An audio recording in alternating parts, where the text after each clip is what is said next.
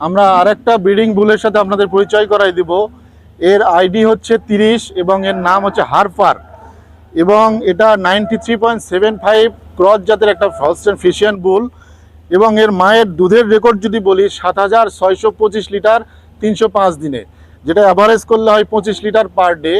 এবং এটা সর্বোচ্চ আমরা দুধ পেয়েছিলাম পার ডে 28 লিটার। বর্তমানে এর বডি ওয়েট 1045 কেজি, যেটা যদি আমরা মনে হিসাব করি তাহলে হয় 26 মনের মতো।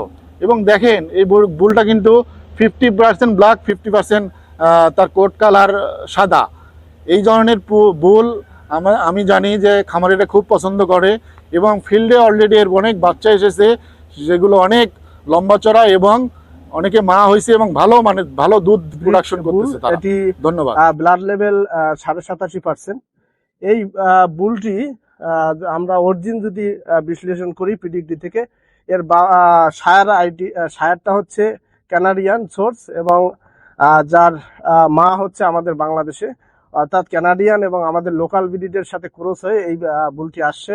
এই বুলটির পিডিগ্রি থেকে আমরা জানতে পারি যে এর মায়ের দুধ উৎপাদন ছিল 5727 লিটার পার ল্যাকটেশন, এবং পিক প্রোডাকশন ছিল 10 লিটার।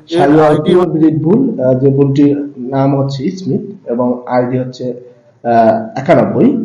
এই বুলটির পিডিগ্রির দিকে যদি আমরা অ্যানালাইসিস করি তবে দেখতে পাবো যে এর মায়ের দুধ উৎপাদন অর্থাৎ 4950 লিটার পার ল্যাকটেশন, যেটি আমরা পিক দেখতে পাচ্ছি 16 লিটার পর্যন্ত পেয়েছি।